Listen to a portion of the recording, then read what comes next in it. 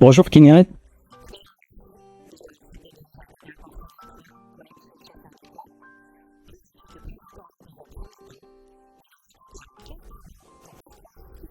Eh bien, d'abord, je me permets aussi de te remercier de ton invitation.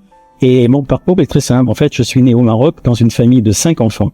Et puis ensuite, comme mon père travaillait dans l'armée française, me sommes retrouvés en France. Et en France, j'ai suivi un cursus un peu particulier, c'est-à-dire que j'ai fait des études de mécanique, ensuite j'ai fait des études techniques, scientifiques, et j'ai fini par des études de médecine. Donc je suis docteur en médecine.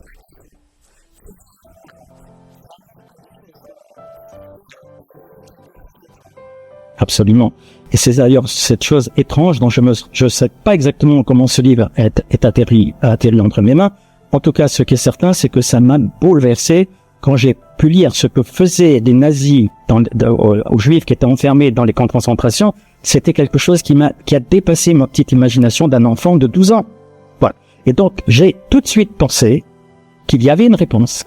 C'est là, quand même, l'âge de 12 ans. Une réponse, et que je la trouverai dans la Torah. J'ai été prendre un livre de Torah qui était traduit en français. Et bien que je savais déjà lire le français à 12 ans, bien sûr, parce que c'était une école française. Et j'ai commencé à lire et j'ai trouvé des passages de la Torah qui étaient tellement stupéfiants en relation avec la Shoah que j'ai compris.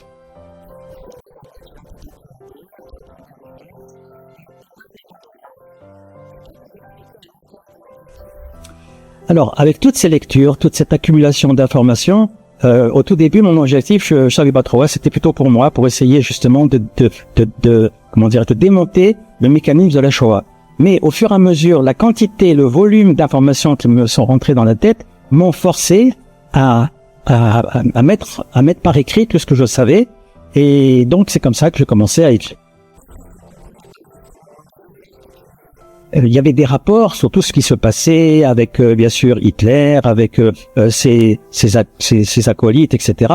On présentait ça comme, en fait, une espèce de folie. C'est-à-dire, pourquoi ils ont fait ça, personne ne le sait. Parce qu'en réalité, j'avais très vite compris qu'il n'y avait aucun intérêt à provoquer ce qu'ils ont provoqué, c'est-à-dire la Shoah. Ça n'avait aucun intérêt, ni financier, ni matériel, ni quoi que ce soit. À la limite, je pensais même que c'est dommage, Hitler aurait dû faire ce que Pharaon a fait, c'est-à-dire prendre les Juifs dans toute l'Europe et les faire bosser, les faire travailler. Ça paraissait quand même plus logique. Et donc, comme c'était pas logique, j'ai continué à réfléchir, jusqu'à ce que, petit à petit, la solution émerge.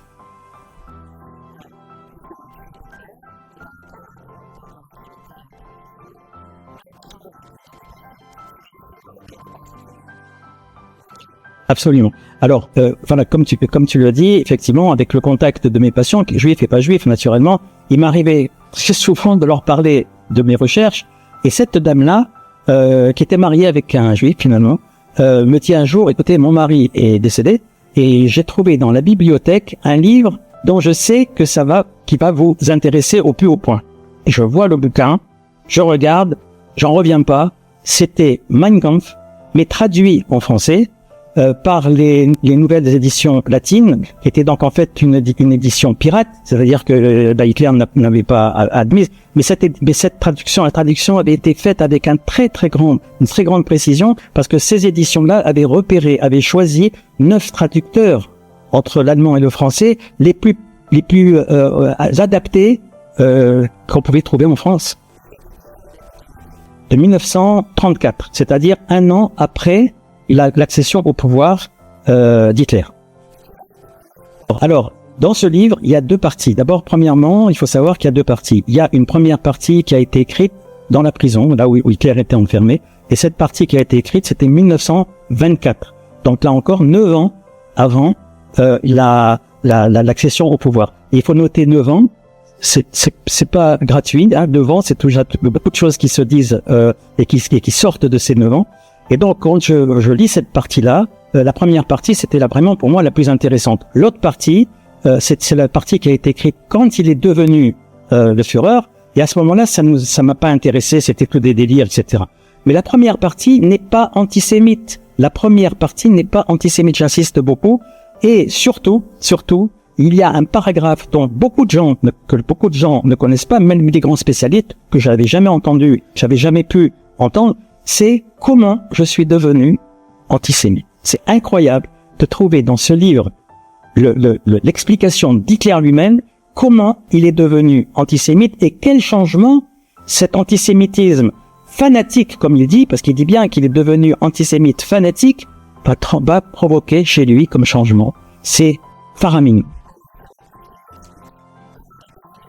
Alors voilà, alors en fait, ça c'est le plus intéressant, et j'invite tout le monde à contrôler ça, parce que maintenant tout est sur Internet. Eh bien en fait, il va commencer par dire que son père n'était pas antisémite. Son père c'est Alois, Donc Alois Hitler n'était pas antisémite, bien au contraire, il ne supportait pas qu'on parle mal des Juifs. Et Hitler a été élevé dans cette atmosphère. Et quand il a grandi, lui-même, il a dit, mais moi, j'étais comme mon père, je ne supportais pas qu'on parle mal des Juifs. Et dans cette partie-là, il explique qu'il a vécu une partie de sa jeunesse à Vienne, et qu'à Vienne, il y avait un bonhomme qui s'appelait Luger, et qui était quelqu'un qui cherchait à être élu en tant que bourgmestre, et qui avait utilisé des arguments antisémites du Moyen-Âge. Et Hitler écrit dans ce passage-là que ce que disait ce fameux Luger était complètement déraisonnable. C'est-à-dire qu'il disait lui-même que c'était de la folie. Bon. Mais après, il dit quand même que, après un moment, il a quand même commencé à avoir des idées antisémites, la nuit, on va dire, et que quand il se réveillait, il se disait, mais je suis fou, mais ça va pas, qu'est-ce qui m'arrive, etc. Et il va expliquer que pendant 2 ans, c'est qu'on voit une évolution comme ça, pendant 2 ans de souffrance, écrit-il bien, il écrit 2 ans de souffrance, moi qui ne voulais pas devenir antisémite, je suis devenu antisémite. Et il dit en plus quelque chose qui m'a beaucoup intéressé, il a dit que ce qui était en fait son inconscient, qui le visitait la nuit, le matin, son conscient était contre son inconscient. Et que c'est que après 2 ans de lutte, il dit bien de lutte acharnée, que son conscient va rejoindre son inconscient. Et là, il dit, et il reconnaît que là, il devient un antisémite. Et il dit bien, pas n'importe quel antisémite, un antisémite fanatique.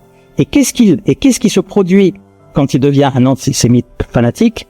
Il y a, premièrement, il va complètement changer de personnage et il va écrire lui-même que le Hitler, qui était un cosmopolite timide, est devenu quelqu'un de très différent. Ça, c'est sa première. Et sa deuxième constat, ce deuxième constat, il s'est dit, maintenant que je suis un antisémite fanatique, quand je me promène dans la ville de Vienne, je suis capable de reconnaître au premier coup d'œil un juif. Il dit pas les juifs bien sûr avec des papillotes, ça c'est trop facile, mais le juif caché derrière la nationalité allemande. Fabuleux.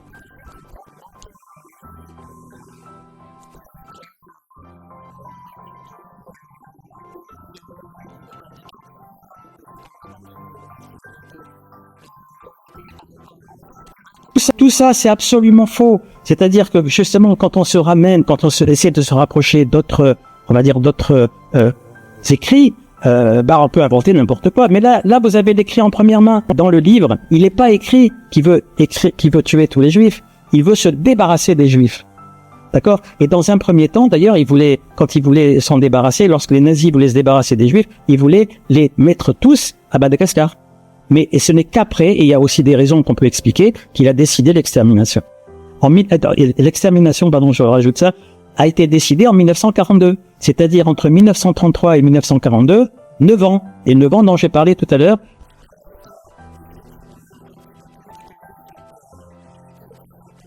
Oui, c'est très simple. C'est-à-dire qu'en fait, si je prends l'histoire de Purim, ça va être très simple. On nous dit que, en fait, le roi, pour des raisons que j'ai aussi découverte, a voulu faire un grand festin à la 3e année de son règne. Bizarre, la 3e année de son règne. On peut comprendre la première année, mais les 3e, non. Et que 9 ans après, c'est-à-dire donc 9 ans après ce fameux festin, il y a Abad qui apparaît. Alors on ne sait pas d'où il apparaît, On dit simplement Aman. On sait que c'est le fils, c'est un Aggadite, c'est-à-dire un fils d'Amalek, d'accord? Mais en fait, il apparaît comme ça, je dirais un peu comme Hitler est sorti de la rue. En fait, Hitler, c'était personne. Et même pour la petite histoire, le nom d'Hitler, alors c'est ça aussi qui est très intéressant, est un nom qui a été inventé. Et quand Hitler a fini son boulot, le nom a disparu. Il faut ouvrir les yeux. Ça veut dire que quelque chose qui se passe comme ça, c'est pas naturel, c'est pas normal, on va dire. Qu'un nom apparaisse, il fait ce qu'il fait et il disparaît. pour moi, c'est très simple. Il faut repartir d'Hitler. Hitler était un enfant qui était pas très intelligent, on va dire. Hein. Il avait pas une intelligence avant d'être antisémite. On est bien d'accord. Il n'avait pas d'intelligence particulière. Il n'avait pas de passé extraordinaire. Il n'était rien. Et il a commencé à avoir une progression très étonnante, et toujours écrit dans son livre. C'est-à-dire que il était, en fait, à un moment, il a été qu'un maçon, un simple maçon. Et donc, ce maçon, ses copains lui ont dit, écoute, Hitler, pourquoi tu t'inscrirais pas dans un syndicat, entre guillemets, de gauche, pour défendre nos intérêts? Et lui, il voulait pas. Et il raconte que par hasard, il marchait dans la rue et il a vu une pancarte où il y avait marqué, en fait, mouvement ouvrier allemand.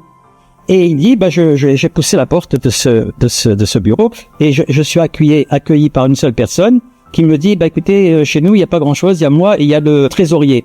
Alors Hitler dit quoi? C'est tout? Bon, allez, je dégage. Il dégage. Mais avant de dégager, on lui dit, attendez, ne partez pas. Est-ce qu'on pourra vous envoyer une invitation? J'insiste sur ça parce que c'est la suite qui va entraîner tout ce qui va entraîner. Donc, est-ce qu'on peut vous envoyer une invitation? Eh ben, Hitler, il dit que oui. Et où il habitait Hitler? Il habitait nulle part. Il habitait dans ce qu'on appelait en fait un hébergement gratuit ou presque gratuit qu'on donnait aux gens qui n'avaient pas des moyens. Mais quand même, l'invitation va arriver. Et Hitler va écrire que en fait, il veut pas y aller. Il se dit, qu'est-ce que je vais aller faire là-bas? Toute la nuit, donc il s'endort comme ça, et le matin, il change d'avis, il dit, non, je vais y aller. Donc il y va, et là, il explique que d'un coup, voilà qu'il y a 8 ou 10 personnes, il n'y avait pas nombreux, mais d'un coup, il sent qu'il peut parler. Alors que lui, qui était, comme je t'avais dit au tout début, un timide, il sent qu'il peut parler. Et quand il commence à parler, il s'aperçoit que les gens qui étaient là sont tous ébahis. Et donc, qu'est-ce qu'il fait? Il se dit, tiens, j'ai un impact. Et comme ça, qu'il raconte toujours dans son livre, il va commencer à aller dans certaines manifestations, etc., et ne jamais hésiter à prendre la parole. Et s'apercevoir que les gens étaient tous ébahis. Et donc, petit à petit, c'est vrai que il s'est acquis, même il a développé un charisme extraordinaire. Un bonhomme de rien du tout, qui développe un charisme de rien du tout, qui fait que toutes les personnes qui vont venir le voir vont être toutes ces personnes vont être complètement, comment on va dire, enchantées de t'écouter, et elles vont transmettre la parole. Et de 8 personnes, bientôt, il va faire des conférences sur 500, 600, 1000 personnes, dans des salles spéciales, où il a l'intelligence de faire payer l'entrée, pour être sûr que les gens vont apprécier de l'écouter.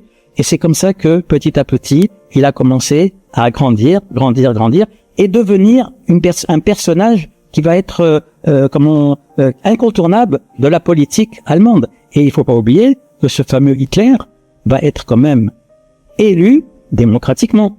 Et que la population allemande, toute la population allemande, je dis bien toute la population allemande, est tombée sous ses charmes.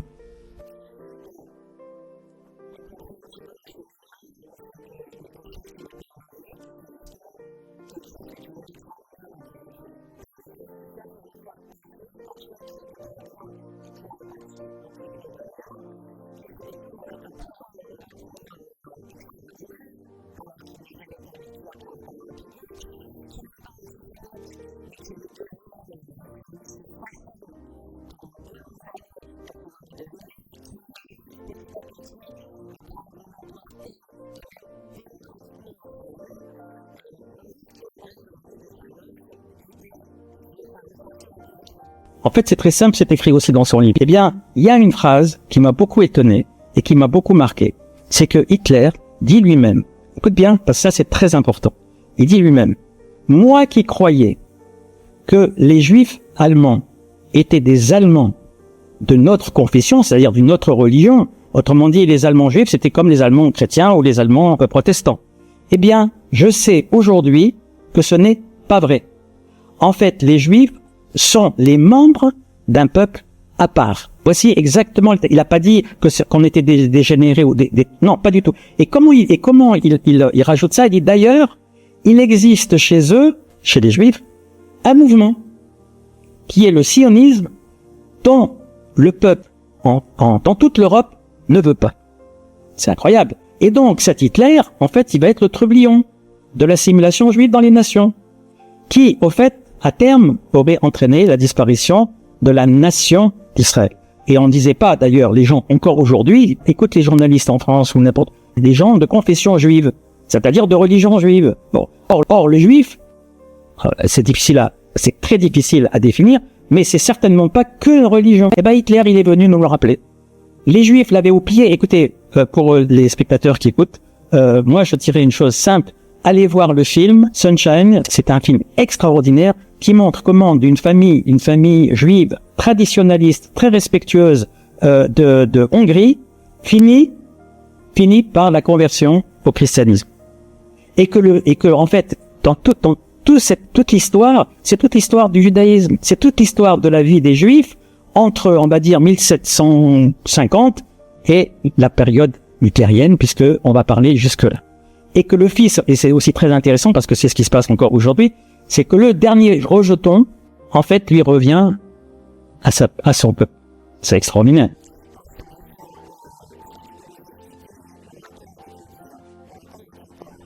Ben, c'est très simple. Là aussi, c'est très simple. Si on lit la Torah, il y a énormément de passages. Le premier passage, c'est qu'on nous dit que, et ça a été écrit de l'époque de Moïse, on nous dit que nous serons chassés du pays si jamais nous ne suivons pas les règles qui sont inscrites dans la Torah. C'est ce qui s'est passé. Mais, on nous dit aussi, là où vous irez, je ne vous laisserai jamais trouver un endroit pour poser la plante de vos pieds, c'est-à-dire, je ne vous laisserai jamais vous assimiler. Et c'est ce qui s'est passé pendant à peu près 1800 ans. Tout a changé effectivement avec la Révolution française. C'est elle qui va être le démarrage de la catastrophe. C'est-à-dire la catastrophe de la Shoah ne commence pas à la Shoah, elle commence en 1791. Et on le sait, parce que toutes ces histoires-là, enfin, si je peux continuer sur ça, on le sait. Pourquoi? Parce que en fait, il y avait déjà toute la population juive était déjà ancrée dans les nations, et l'intelligentsia juive poussait les juifs à s'intégrer, à abandonner le judaïsme, à abandonner tout ce qui pouvait faire sentir qu'on était juif, et que même le fameux Herzl, d'accord, le fameux Herzl, chef du sionisme, à ce moment-là, demandait que on se convertisse au christianisme et surtout qu'on ne pratique plus rien du judaïsme. Mais il va changer d'avis, heureusement, par l'affaire Dreyfus, peut-être qu'on y reviendra pas.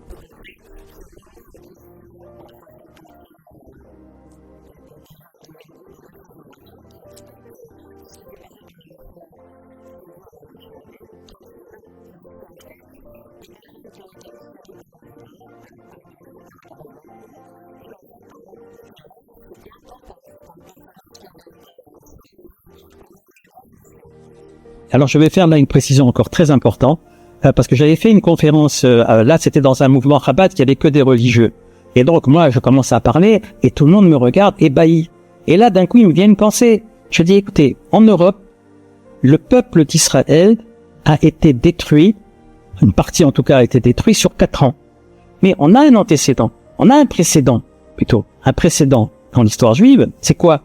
C'est le fait qu'en 40 ans, la génération a été tuée, est morte. Exactement, la génération qui est sortie d'Égypte, mais qui n'a pas suivi, qui voulait retourner en Égypte, en fait, qui était assimilée à l'Égypte. Parce que on peut pas compter sur une génération qui est complètement pervertie. C'est-à-dire que cette génération qui a été détruite dans le désert, c'est qu'elle a dit à Moïse, on veut pas partir en Canaan, nous on veut retourner en Égypte parce qu'il y avait de la bonne viande à manger et puis qu'il y a de très belles sculptures, alors qu'est-ce qu'on va aller faire ailleurs? C'est ce qu'on dit les Juifs, écoute bien, c'est ce qu'on dit les Juifs textuellement à Herzl.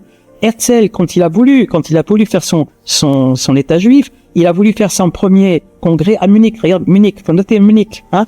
Donc, à Munich, les Juifs munichois, allemands munichois, sont venus et disent à Herzl, tu t'en vas, tu te casses d'ici. Nous, on est des Allemands, on n'a rien à voir avec toi. Nous, on veut rester Allemands. Ton état juif, tu te le prends et tu te mets, bon, je continue pas. Alors, bon, donc en fait, c'était ça. Et le pauvre, il a été obligé, tout de suite, de partir. Il a fait finalement son premier congrès en Suisse. Et qui est venu ensuite à Munich? Hein? Eh ben, c'est Hitler. Donc, on voit bien que tout est pesé par quelque chose qui nous dépasse. Pour ceux qui croient pas, moi je respecte les gens qui croient pas, Mais ceux qui ne croient pas doivent accepter qu'il existe des moments où les choses ne sont pas explicables. D'ailleurs, un peu comme pour ceux qui s'intéressent à la physique quantique, il y a des choses qui ne sont pas explicables. Et donc, nous, on se trouve devant un bonhomme qui sort de nulle part, dont la volonté, l'unique volonté, a permis de tuer, effectivement, de se débarrasser, on va dire, de la population. Et c'est pour ça d'ailleurs que mon livre s'appelle, mon premier livre s'appelle Du déracinement des Juifs d'Europe, 1933-1945. C'est un déracinement. Et d'ailleurs, après lui, les Juifs ne se sont plus enracinés. C'est clair. C'est donc en fait le terrain, bel et bien, était parfaitement déraciné. Mais pour cela, il fallait une force colossale. Est-ce qu'elle peut venir d'un seul homme? Parce que en dehors de lui, il n'y avait personne. Personne n'avait demandé le déracinement des Juifs à part lui. C'est lui qui commandait tout. Et comme il était, en fait, pro-sémite au début, dans toute son enfance, il pouvait pas oublier. Et c'est pour ça qu'en réalité, il a attendu jusqu'en 1942. C'est tard, de 1933 à 1942. Et pour nous, Juifs, c'est pour nous dire, 1933 à 1942, c'est 9 ans. D'accord? C'est les mêmes 9, comme j'avais dit, c'est les mêmes 9 ans qui ont attendu le fait que on est allé manger avec les Perses et qu'ensuite on s'est retrouvé avec un Aman sur le dos. Là, c'est pareil. Parce que, en fait, tout le monde le sait, et tu sais, parce que je t'ai envoyé, d'ailleurs, des feuilles, qu'il y a ce fameux Julius Streicher, qui va annoncer au moment où il va être exécuté,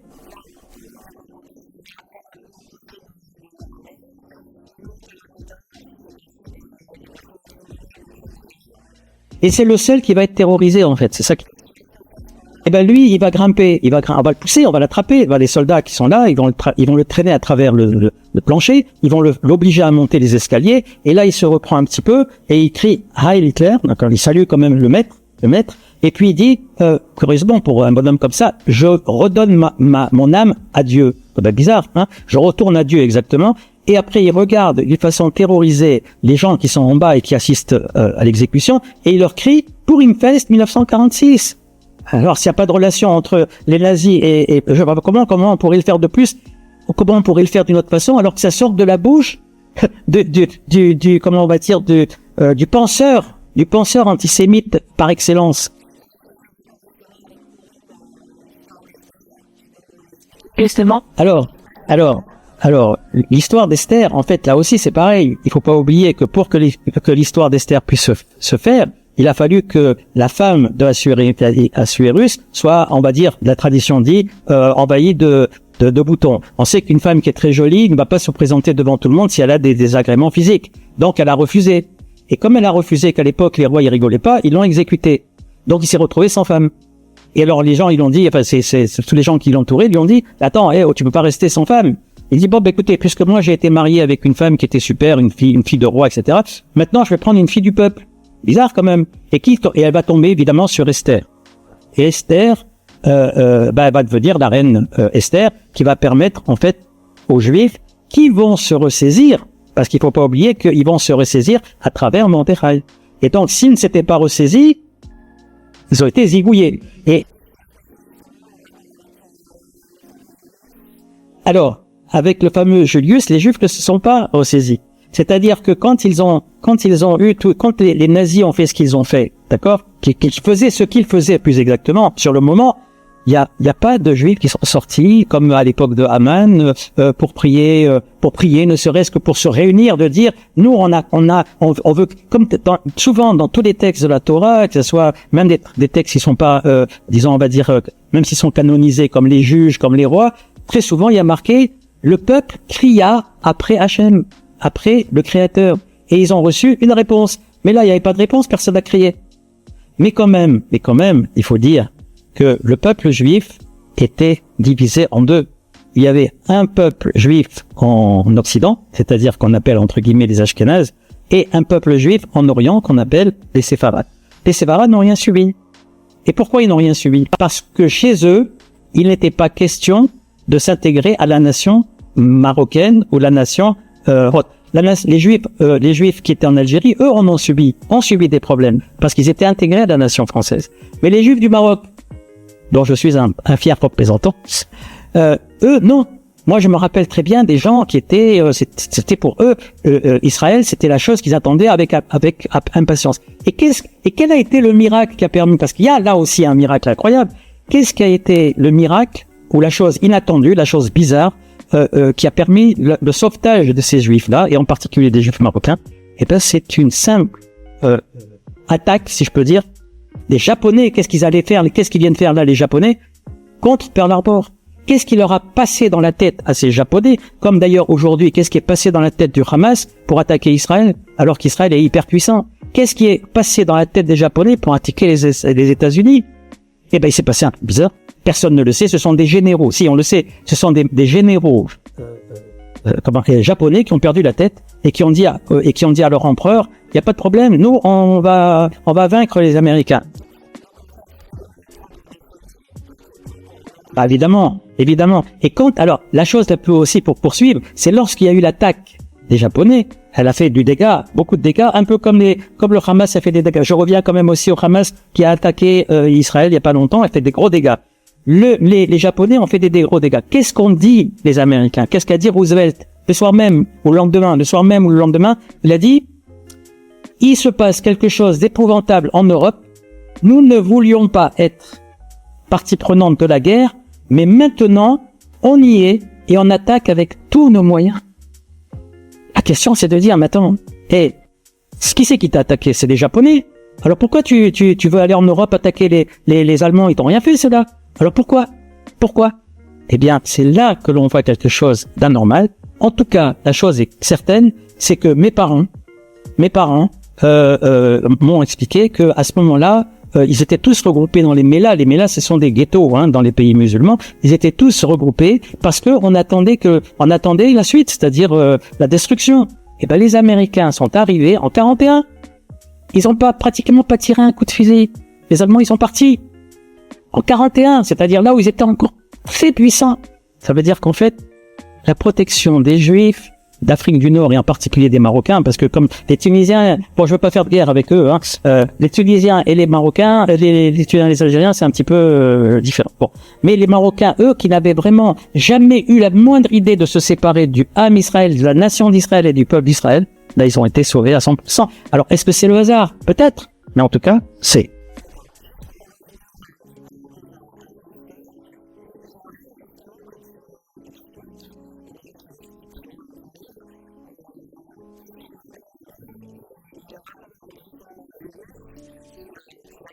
Oui, alors évidemment, voilà, évidemment. Alors Esther, quand elle va réussir à redresser la barre, elle va demander au roi. Mais là, nous, on sait par tradition que c'est pas au roi qu'elle demande. Elle fait une prière en réalité. Elle dit, puisses-tu faire que demain encore, les 10 enfants d'Aman, elle dit bien Aman, soient pendus à la potence. Mais elle est pas folle. Elle sait déjà que les enfants d'Aman ont déjà été pendus. On va pas les rependre, c'est ridicule. Et donc, l'histoire moderne nous a montré qu'effectivement, qu'il y a eu, curieusement, 11 personnes qui devaient être exécutées par la pendaison. Ce qui aurait, bien sûr, rendu faux la prédiction d'Esther. Ben, il s'est passé qu'on ne sait pas encore pourquoi et comment, d'accord? Et ben, le Guri, qui était, il s'est suicidé dans sa prison. Il a avalé du cyanure, ce qui fait qu'il en est resté que 10. Mais, je dis toutes ces choses étranges, parce que justement, moi, en tant que médecin, pourquoi je suis beaucoup plus sensible? Parce que j'ai affaire souvent à des problèmes de maladies, de choses que je pensais irrécupérables, et puis d'un coup, on revient et puis les choses se sont arrangées. Et on se dit, tiens, comment ça s'est rendu? Alors on réfléchit pas, on dit bon, c'est la chance, c'est la suite, etc. On réfléchit pas, alors qu'en réalité, c'est parce que il s'est produit quelque chose. Nous, on est, si je peux dire, la motivation, mais l'efficience, celui qui provoque, c'est pas nous. On le sait bien. Ben, moi, au niveau des livres, j'ai dit tout ce que j'avais à dire. Alors, faire des conférences et expliquer au monde, parce que c'est vraiment quelque chose que je souhaite de faire. Je sens une énergie profonde en moi pour pouvoir justement expliquer. Cette énergie, elle me vient du fond, et je suis pas fatigué. On a l'impression que je serai jamais fatigué de dire et de redire la même chose. Pourquoi? Parce que pour moi, c'est une certitude. C'est comme un postulat. C'est comme si on avait dit, je sais pas, un grand savant qui a sorti des postulats comme Archimède, de dire, bah non, son principe d'Archimède, il est pas vrai. Bah lui, il sait très bien que c'est vrai. On pourra toujours lui dire que c'est pas vrai. Lui, il continuera à dire que c'est vrai. Et il va leur dire, mais tenez, je vais vous le prouver. Alors, c'est facile. Moi, c'est pareil. Je sais que c'est vrai. Et quand j'ai affaire à des gens, même très proches de moi, c'est-à-dire de propres de ma famille, mais qui ne me suivent pas dans ça, je vois bien qu'ils me prennent pour quelqu'un de luberlu. Mais ça me dérange pas. D'accord? Moi, ça me dérange pas parce que je sais au fond de moi ce que c'est. Et que, on n'a qu'à me prouver différemment, c'est-à-dire, par exemple, que Hitler est survenu alors que les Juifs n'étaient pas assimilés, ou que les Juifs avaient l'intention de suivre Herzl et qu'ils attendaient juste en fait que la création se fasse, se porte. Ben non. Les écrits de la Torah sont précis. Pourquoi sont précis? Parce que si on voulait faire mentir la Torah, c'était simple. Dans la Torah, il est écrit: je vous envoie en exil, mais de toute façon, je ne vous oublierai jamais, et sachez que à terme, vous reviendrez. Bon, mais si on avait disparu, on serait pas revenu. Et donc à ce moment-là, on pourrait dire que le créateur de l'univers n'existe pas. C'est-à-dire, moi-même j'aurais dit, bah non, le créateur n'existe pas, puisqu'on a disparu. Alors ça veut dire quoi? Il n'a pas de parole, ou il est capable de ne pas avoir de parole. Voilà. Et moi-même j'ai même écrit en préface dans mon livre, j'ai dit, est-ce que ce Dieu d'Israël peut-il regarder le génocide, parce que là c'est un vrai génocide, de son peuple sans rien faire?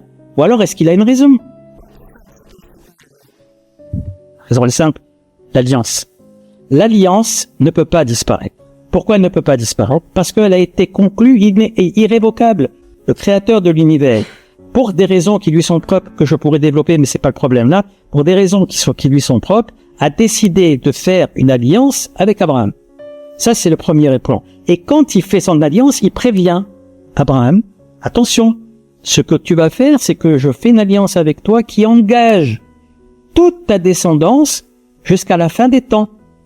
Donc, moi qui suis le créateur, et je peux pas changer, parce que s'il y a un changement en moi, je ne suis pas le créateur, si tu fais cette alliance avec moi, sache une chose, c'est que tu auras beaucoup de souffrance dans la vie de tous tes descendants, parce que il faudra respecter cette alliance, et que moi je ferai en sorte que tu ne disparaisses pas. Et donc, on n'a pas disparu, la preuve, on est là, et qu'on nous a tués 6 millions, et pendant tout le Moyen-Âge, combien de Juifs ont été tués? On n'a jamais disparu, un petit peuple comme ça. Je suis pas le seul, il y a des grands, il y a vraiment des très très grands, des illustres, des gens qui sont vraiment illustres dans l'histoire de l'humanité, des gens très pensants qui l'ont reconnu. Et alors, je voudrais même faire un petit clin d'œil à un certain Théodore Mommsen, qui n'est pas juif, mais qui a été le prix Nobel de 1902. Il a tout dit. Parce qu'il était un grand spécialiste de la Rome antique. Et il a dit quelque chose de fabuleux. Il a dit, lorsque les Juifs sont partis en exil, en fait, ils sont pas partis seuls. Ils sont partis avec leurs frères jumeaux. Et comment il s'appelle ce frère jumeau? Il s'appelle l'antisémitisme. Et comme ce sont des frères qui s'aiment bien, chacun veille sur l'autre. C'est-à-dire que l'antisémitisme a veillé sur Israël, et la présence d'Israël a veillé sur l'antisémitisme. Voilà. C'est tout simple. C'est tout simple. Et si quelqu'un peut me dire que l'antisémitisme n'existe pas, qu'il me le dise. Mais tout le monde sait qu'il existe. Et comme il a existé, qu'est-ce qu'il a fait toute sa vie, ce frère jumeau? Il s'est arrangé pour qu'on disparaisse pas. C'est-à-dire, quand on voulait disparaître, les autres le disaient, par exemple, dans la chrétienté, on voulait pas se marier avec nous. Je dirais, heureusement. Et pourquoi? Parce que toutes les familles chrétiennes étaient antisémites. Je parle du Moyen-Âge. Pourquoi? Parce que nous avions, pour eux, tué leur Dieu. On donne pas sa fille à une famille dont les ancêtres avaient tué Dieu. Ça paraît ridicule. Donc tout se tient. Et si je fais comme ça, je peux parler pendant 3 heures, 10 heures, 15 heures, et vous verrez que en fait, tout se tient.